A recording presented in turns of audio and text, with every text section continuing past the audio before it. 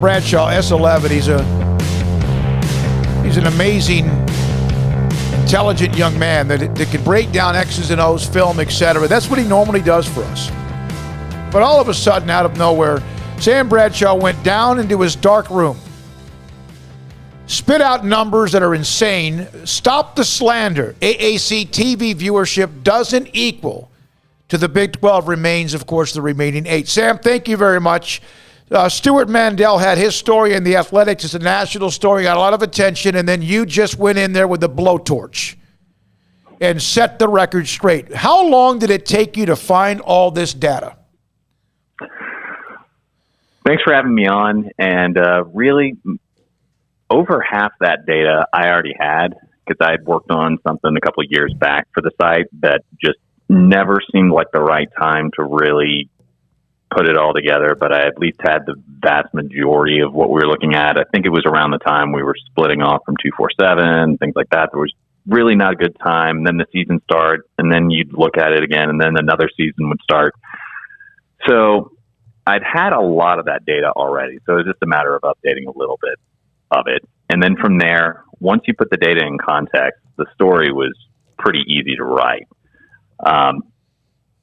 Mandel, I don't think he started off with anything intending to slant it one way or the other. I think he just said, all right, well, 2020 was a weird year. Let's look at 2018 and 19. But it just so happened that was a year where like 5% of the games he'd be looking at for the Big 12 were on ABC, and like 16% of the AACs. And that right there, if you look at what a game typically does on specific networks, think like the minimum that you would get on a typical Saturday for ABC or another network compared to, for like ABC or Fox or network TV compared to ESPN or ESPN2, it's not even close. So that alone skews it. And then from there, when you look at certain windows, whether it be Championship Saturday or on Black Friday, when there are just significantly fewer games splitting whatever audience is looking for college football, the floor for those games are over 2 million. So that skews it again. And it's something where if you just simply looked at the 2 years he had in question and said, all right, how did the two conferences do on ABC? How did they do on ESPN? How did they do on ESPN2? The Big 12 would win. But it really took such an unweighted sample for the AAC to get close. Now, Sam, I mean, as they move forward, you know, if they did have to merge with the AAC, wouldn't the job be for them to, like, bring the AAC up? Not for, you know, because that they're not going to, you know, dominate markets, you know, in the classic sense anymore, are they?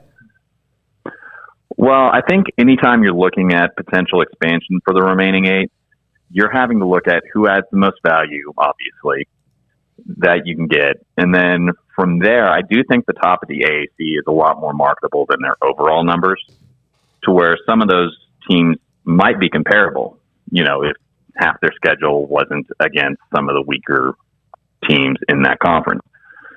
So it's really about who do you think makes the most sense. And I think we have a pretty good idea just in terms of television contract realities. I mean, BYU was paid by ESPN to go independent.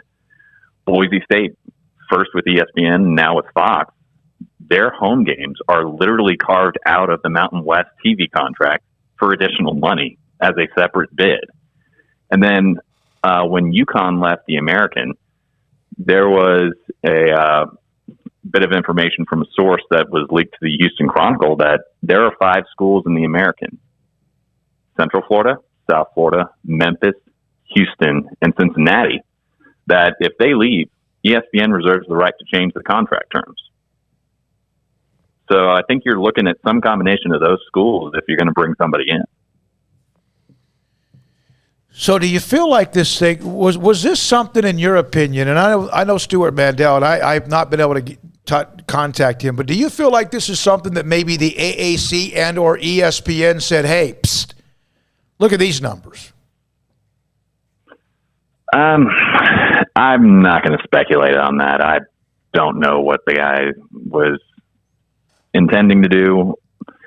Because if you are looking for what's the nearest 2-year sample to the current year that didn't deal with COVID, you'd look at 2018 and 19.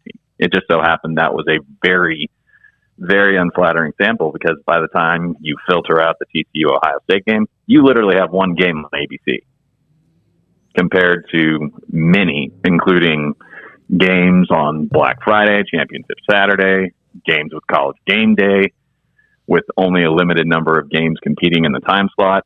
It was just a completely apples to oranges sample. And when you expanded back and looked from 2013, the first year the Americans had most of their current lineup playing each other, and 2020, and you looked at what did these teams do facing each other? No debate over whether or not you should include games against Ohio State or games against Washington State or games against Memphis and going against Ole Miss or anything like that.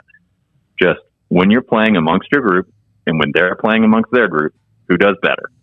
And let's look in the same time slots on the same networks, and across the board, the Big 12 won the comparison, and it really wasn't that close. What does the AAC have that the Big 12 doesn't? Other than an existing contract for the teams that they project to have going forward. Yeah. Right now, I think that the AAC has presence in a lot more major cities. Now, that's certainly an advantage in some respects, but I do feel like the Big 12 has the larger fan bases for their respective schools. And I think that's going to win out. Bowlesby put the percentage drop in television revenue he's anticipating with the departure of Texas and Oklahoma to be around 50%.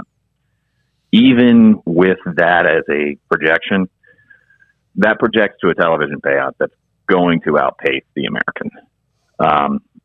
All other things being equal. Obviously, it's business, competing interests, or other business interests, or fewer bidders for whatever reason. That can obviously take an impact on how things ultimately shake out. But if Bowlesby's accurate with that projection, they're going to have a better contract. They'll be able to attract some of the better teams from the American, from the Mountain West, possibly BYU. And then from there, you'll potentially have a league that it won't be rolling in the money the way that the Big 12 has, but relative to its other power conferences, it'll be kind of like the Big East when Cincinnati or West Virginia or South Florida or Louisville were in there, where, yes, they're a power conference, but you're not really viewed on the same level as the other power conferences. But you're certainly viewed as a major step up from the non-power conferences. Yeah, from what is called the Group of Five. Now, okay, one question on football, Sam. Sam Bradshaw, S11. You are the one that's going to break down some stuff, and obviously football, Bob, and the Big 1-2 show that Paul and JD do with college football and the Big 12. But, and what we do here, so they haven't named a quarterback, a starter, Baylor. I don't know if they know who that is, and there's a lot of talk. I had a national guy call me today, early this morning, ask me about it. Based on what you have seen or what has not been said, what's your gut feeling on Bohannon, Zeno, and Shapen?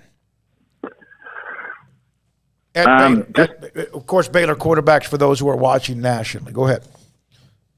Right. Without having seen anything from them in the fall beyond just press clippings and what guys have said in interviews, my gut feels Bohannon. That's heavily influenced by what I saw in the spring, where he protected the ball a little better, seemed to have a little bit more ease in getting completions. And then you look at his legs. I think he's got the highest floor of the three right now. I think Shapen gives you a fair amount, and like Brewer, I think he'd be able to extend some drives, extend some plays. I think Zeno gives you a lot of arm strength, but just based on how they appeared in spring and just trying to read between the lines on what I'm hearing in interviews, I would guess Bohannon, but I'm obviously not in practice watching him, so that's just a guess. Thank you, Sam. Great stuff. Appreciate you diving into all that data, too. That gave me a headache. I had to read it a couple of different times because I'm not smart enough to stick with it, but it was great. If you haven't seen it, it's like I printed it out. It's like 13 pages. I read through some of it on and off. Stop the slander. AAC TV viewership doesn't equal the Big 12 remains, based on a story that was in The Athletic from a really respected columnist in Stuart Mandel on a couple of years of TV and the value. When we come back, Paul Catalina's top 5. Don Shumidor